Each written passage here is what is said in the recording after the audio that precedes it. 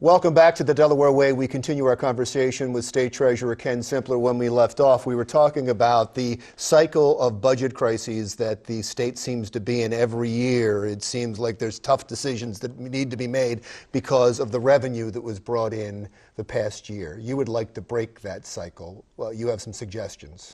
Yeah, I mean, I think most people, when I go around the state of Delaware, or frankly anywhere, Larry, I mean, when I say, do you want more chaos or do you want more certainty? You know, most people prefer certainty, and I do too. As a fiscal officer, I especially appreciate certainty. It's one thing to have rising costs, and as a state, we do have rising costs. Costs are driven by inflation, costs are driven by population growth, but if that cost is predictable, I can at least start to plan around it, right? I can make long-term decisions around health policy or long-term decisions around education policy. But when you're caught up every year just trying to find a couple quarters in the cushions, or last year, let's say, find 10% of the budget, right? It wasn't a trivial exercise. So you can't do long-term strategic thinking and effective planning when every year there's a crisis around, and a crisis goes both ways, because a crisis right now, the governor perceives this year to be a crisis, because with 7% budget growth, the governor is trying to say, whoa, we can't spend all of that. We can't build all that in the base budget because we're not going to get 7% the year after. We might be back at 0 or 1 or 3. That's the problem. Yeah. What's the solution to that? So it's fairly simplistic. We could choose to have a budget test that says we're going to allow the base budget to grow by a basket of economic indicators. That's going to tell us whether we're on a sustainable path that's within our means and our needs, meets our needs and is within our means, not whatever the revenue produces every year. And hence, we'll take that revenue when it's over that benchmark, let's call it the budget benchmark, and we'll save that revenue. We'll put it in an account. The state treasurer will put it in one of the many custodial accounts we have.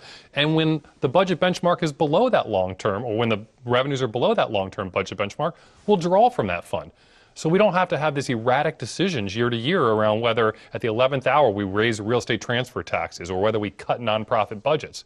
We'll have a sustainable way of thinking as a people how fast we can grow this enterprise we call state government. Do you feel like you're listened to as a Republican in a Democratic legislature and a Democratic government? I mean, I certainly feel that way because I don't try to lead discussions as the Republican state treasurer, right? I try to lead discussions as the state treasurer. I think that people on both sides of the aisle respect the fact that I'm doing this job because this is what I've done my whole life and because they believe that I have the financial chops to do it. So do they listen? Absolutely. But long-term, large-scale stuff is really challenging to do well. Systemic stuff is challenging to do well. You know, it's funny. We've had so many legislators here, and we've talked about the budget crisis so many times, and it might sound conspiratorial, but it seems to me that there's an addiction to chaos, and that there sometimes could be a benefit to chaos for certain individuals. In all the legislators that I have spoken to, and all the policymakers, even all the stakeholder groups, the nonprofit groups, the realtors, you name it, right? I have yet to have someone say, yeah, I win to chaos.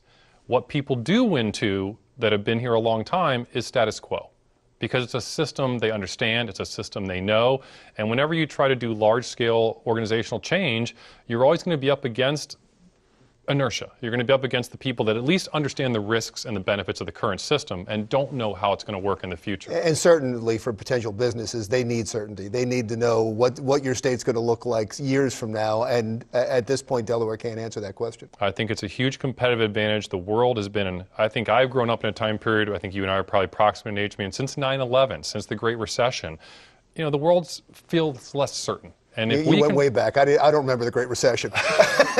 Not the Great Depression, Larry. Oh, that's right. I'm sorry. I messed up. Thank you so much. I appreciate you coming in. State Treasurer Ken Simpler. When we come back, everybody talks about homegrown talent forming companies. I know that's important to the state as well. We're going to introduce you to a young woman who has a wonderful idea that's going to help a segment of the population that needs help when the Delaware Way continues.